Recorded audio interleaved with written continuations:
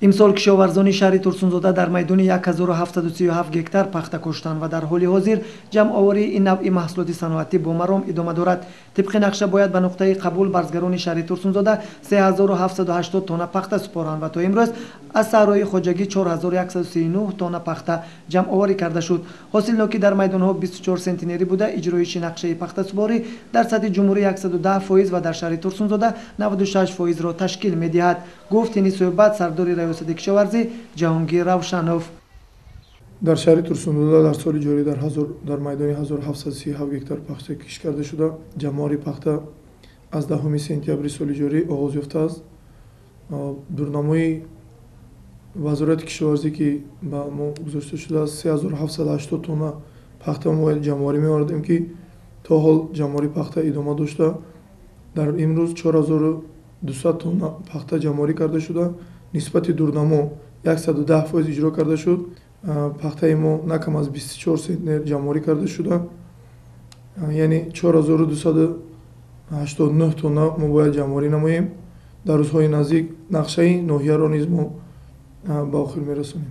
баҳри иҷрои супориши протоколи ҳукумати ҷумҳурии Тоҷикистон аз 26 август соли ҷорӣ таҳти рақами 7 оиди зиёд намудани сабзавот, картошка аз ҷумла майдони пахта аз ҳисоби коҳиш додани хӯроки чорва ва ғалладона, мақомоти иҷрои ҳокимияти давлати шаҳри Турсунзода тасмим гирифтааст ки дар соли 2018 кишти сабзавотро мо боз 1000 гектар зиёд намуда, аз ҷумла пахтаро низ ба майдони 3200 гектар мо бояд расонем. аз ҷумла барои кишти пахта мо тасмим гирифтем ки аз 3 гектар боло хоҷагиҳои деҳқонӣ 50% замини худро пахта киш намуда, аз 3 гектар ки поён дар заминҳои обӣ хоҷагии деҳқонӣ мавҷуд буда, бо кишти сабзавот барои таъмини амнияти озуқаворӣ онҳо бояд бо кишти сабзавот ва дигар намуди маҳсулотҳои кишоварзӣ машғул бошанд. бояд зикр намуд ки хоҷагии дӯстӣ бо нишондиҳандаи 114%, хоҷагии агросаноат 113% ва хоҷагии Кенҷа Назиров 102% нақшаи пахтасупориро ба итмом расониданд. дар хоҷагии Кенҷа Назиров ҳосилноки 22 сентинерӣ буда ба ҳар килограмми пахтаи ҷамъоваришуда ба самдорон 50 дирҳами маблағ пардохт карда мешавад. дар ин бора бо раиси хоҷагии Кенҷа Назиров Файзулло Ахмедов ҳамсӯҳбат шудем. мана имсол мо хоҷаги Кенҷа Назиров 157 гектар ба кишти пунбадона дӯстӣ кишт кардем. қариб мана дидест қариб 4-5 бор культиватсия кардем, 3 бор озуқа додем, як бор дигар аз ҳамин баргаш мо витамини озуқа додем барои нашунамо нақ шудан, барои мана касалия барои худаш нагирифтан. мана хизматҳои бисёр кардем ки мана 10 октябр мо нақшая сарбаландона иҷро кардем, қариб 24-25 сентини ҳисоби ҳавай мо иҷро кардем. мана мисол мана пиллаям 110% иҷро кардем.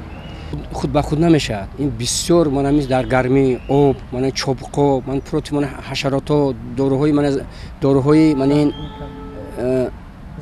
зархимиякатҳои зада пахтая ба худ оварда мана ҳамин дараҷаро расондем.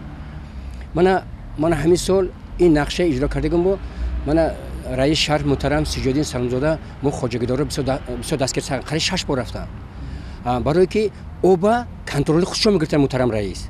масъалаи ҳамин хоҷаги мо охирон қартае ки ноҳия ба охирон истодааст, масъалаи об танқид ки дар ҳақиқат муҳтарам раис дар ҳар ҷаласае ки муҳтарам раис гузаронда, раиси об, идораи об, раиси кишоварзӣ ҳама вақт ба контроли худшон гирифтанд ки нигоҳ кун бе об намонанд, нигоҳ кун бе культиватсия намонанд, нигоҳ кун ҳашарот назананд.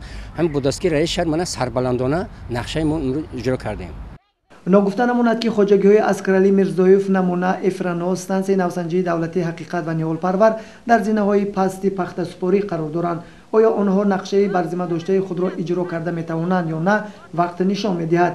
обу ҳавои ноустувори фасли тирамо имрӯзҳо деҳқононро ҳушдорӣ медиҳад то ки маҳсулоти дар саҳробударо беталаф ҷамъоварӣ намоянд. тибқи фармоиши ҳукумати ҷумҳурии Тоҷикистон дар соли 2018 хоҷагиҳои деҳқоние ки зиёда аз 3 гектар замин доранд бояд 50% пахта киш намоянд. дар ҳудуди шаҳри Турсунзода дар соли 2018 3500 гектар пахта киш карда мешавад ки хоҷагиҳои хурди деҳқонӣ низ фарогири он мебошанд. Собирҷон Саидов, Зафар Асанов барои барномаи иттилоотии хабар.